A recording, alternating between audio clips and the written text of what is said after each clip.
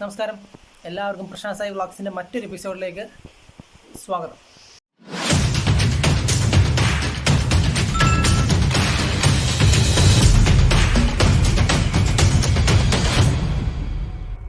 ഇന്നത്തെ വീഡിയോയിലൊരു ക്ഷേത്ര പ്രദർശനമായാലോ? ഓണം നടന്നുകൊണ്ടിരിക്കുകയാണ്, തിരുവോണം കഴിഞ്ഞില്ലേ? അപ്പോൾ അതുമായിട്ട് റിലേറ്റ് ചെയ്തിട്ടുള്ള ഒരമ്പലമുണ്ട് നമ്മുടെ കൊച്ചു കേരളത്തിൽ. അറിയാവുന്നവരുണ്ടാവാം, അറിയാത്തവരുണ്ടാവാം.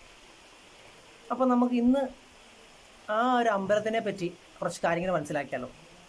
എന്തു പറയുന്നു? അപ്പോൾ നമുക്ക് നേരെ കൊച്ചിയിലേക്ക് പോകാം.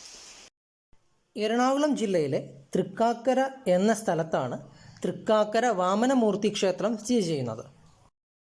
108 വൈഷ്ണവ ക്ഷേത്രങ്ങളിൽ ഒന്നായ തൃക്കാക്കര വാമനമൂർത്തി ക്ഷേത്രം ആദ്യകാലങ്ങളിൽ തിരുക്കാക്കര എന്ന നാമത്തിലായിരുന്നു അറിയപ്പെട്ടിരുന്നത്. പിൽക്കാലത്ത് അത് തൃക്കാക്കരയായിട്ട് മാറുകയായിരുന്നു. ഭാരതത്തിൽ തന്നെ വാമനമൂർത്തി പ്രതിഷ്ഠയായിട്ടുള്ള ചുരുക്കം ചില ക്ഷേത്രങ്ങളിൽ ഒന്നാണ് തൃക്കാക്കര വാമനമൂർത്തി ക്ഷേത്രം. ഭഗവാന്റെ പാദം പതിഞ്ഞ സ്ഥലമായതിനാലാണ് ഇവിടം തിരുക്കാക്കര എന്ന നാമത്തിൽ അറിയപ്പെട്ടത്. പിന്നീട് ആ തിരുക്കാക്കരയാണ് തൃക്കാക്കര എന്ന നാമത്തിലേക്ക് മാറിയത്. പരശുരാമനാൽ പ്രതിഷ്ഠിതമായ വാമനമൂർത്തിയാണ് ഇവിടുത്തെ പ്രധാന പ്രതിഷ്ഠ. മഹാബലിയെ പാതാളത്തിലേക്ക് ചവിട്ടിത്താഴ്ത്താൻ ഉയർത്തിയ കാലോടുകൂടിയ ഭാവമാണ് ഇവിടുത്തെ പ്രതിഷ്ഠയ്ക്കുള്ളത്. തൃക്കാക്കര ക്ഷേത്രത്തിൽ നമുക്ക് ദാനോദേക പൊയ്ക എന്നൊരു തീർത്ഥകുണ്ഡം കാണാൻ സാധിക്കും. മഹാബലി ചക്രവർത്തി 3 അടി മണ്ണ് പൂവും നീരും ചേർത്ത് ദാനം ചെയ്തു എന്നാണ് പറയപ്പെടുന്നത്. ആ നീരാണ് ദാനോദേക പൊയ്കയായിട്ട് മാറിയെന്നാണ് വിശ്വാസം. ഇനി നമുക്ക് ക്ഷേത്രത്തിൻ്റെ ഐതിഹ്യം നോക്കാം. ഭക്തപ്രഹ്ലാദൻ്റെ പേരമകനായിരുന്നു മഹാബലി. മഹാബലി ചക്രവർത്തിയുടെ ഭരണം എല്ലാവർക്കും വളരെ തൃപ്തികരമായിരുന്നു. അസാമാന്യമായ കഴിവുകളുള്ള ഒരു ഭരണാധികാരിയായിരുന്നു മഹാബലി ചക്രവർത്തി. ക്രമേണ അദ്ദേഹത്തിൻ്റെ കഴിവുകളിൽ അദ്ദേഹത്തിന് അഹങ്കാരം ഉണ്ടാകാൻ തുടങ്ങി.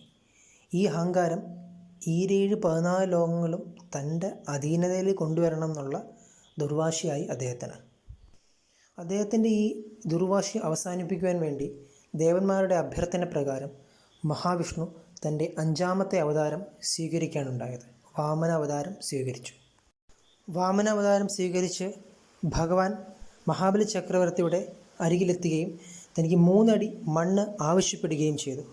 1ാമത്തെ അടിയിൽ ആകാശം മുഴുവനും, 2ാമത്തെ അടിയിൽ ഭൂമി മുഴുവനും അളക്കപ്പെട്ടു. 3ാമത്തെ അടിയിൽ തൻ്റെ ശിരസ് കുമ്പിട്ടുകൊണ്ട് 3ാമത്തെ അടി അളക്കുവാൻ മഹാബലി ചക്രവർത്തി ഭഗവാനോട് ആവശ്യപ്പെട്ടു. അങ്ങനെ ഭഗവാൻ മഹാബലി ചക്രവർത്തിയെ സുതലം എന്ന ലോകത്തിൻ്റെ അധിപനാക്കുകയും എല്ലാ വർഷവും ചിങ്ങമാസത്തിലെ തിരുവോണ നാളിൽ തൻ്റെ പ്രജകളെ കാണുവാനുള്ള അനുമതിയും നൽകി. മറ്റൊരു ഐതിഹ്യവും കൂടെ ക്ഷേത്രത്തിന് പിന്നിലുണ്ട്. കപില മഹർഷി തപസ് ചെയ്യുകയും ആ തപസ്സിൽ സംപ്രീതനായ ഭഗവാൻ അദ്ദേഹത്തിന് മുമ്പിൽ പ്രത്യക്ഷപ്പെടുകയും അദ്ദേഹത്തിൻ്റെ അപേക്ഷപ്രകാരം ഭഗവാൻ അവിടെ നിത്യവാസം ചെയ്യുകയും ചെയ്തു.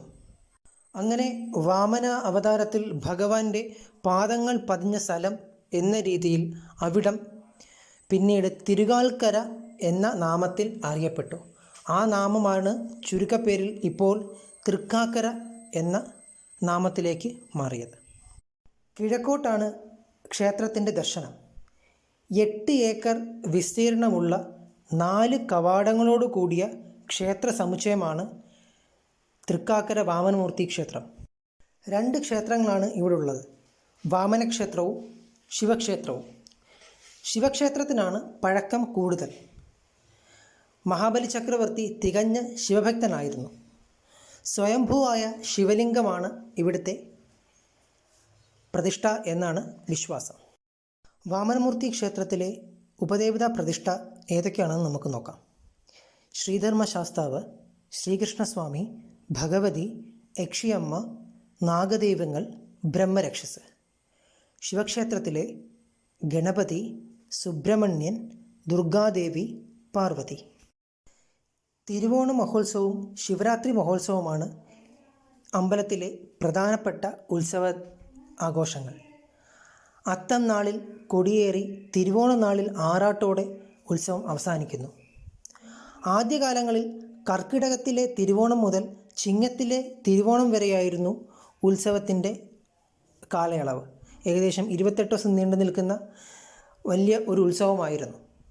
ഇപ്പോൾ ആ ഉത്സവം ചുരുങ്ങി ചിങ്ങത്തിലെ അത്തം നാൾ മുതൽ തിരുവോണം നാൾ വരെയായി ചുരുങ്ങിയിരിക്കുന്നു. 5 പൂജകളും 3 ശിവേലികളും നിത്യേന ക്ഷേത്രത്തിൽ ചെയ്തു വരുന്നു.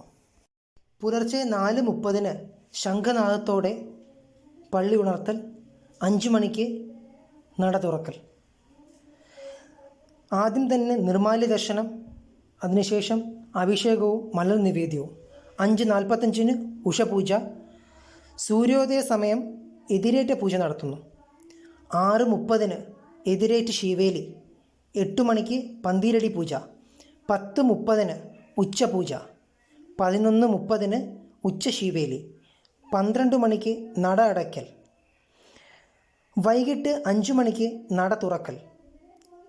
സന്ധ്യാസമയം ദീപാരാധന. 7:30 അത്താഴ പൂജ. 8. എല്ലാവർക്കും വീഡിയോ ഇഷ്ടപ്പെട്ടെന്ന് വിശ്വസിക്കുന്നു. ഇനി ഇതേപോലത്തെ നല്ല വീഡിയോസായിട്ടും എത്തുന്നതായിരിക്കും. വീഡിയോസിൻ്റെ ഇടയ്ക്കൊക്കെ നമ്മൾ ഫേസ്ബുക്കിൻ്റെയും ഇൻസ്റ്റാഗ്രാമിൻ്റെയും പേര് കൊടുക്കുന്നുണ്ട്. അപ്പോൾ എല്ലാവരും പേജ് കയറി ഫോളോ ചെയ്യുക, സപ്പോർട്ട് ചെയ്യുക. അപ്പോൾ ഇനി അടുത്ത ഒരു നല്ല വീഡിയോ ആയിട്ട് നിങ്ങളുടെ മുമ്പിൽ ഞാൻ എത്തുന്നതായിരിക്കും. അതുവരേക്കും stay home, stay safe. Bye.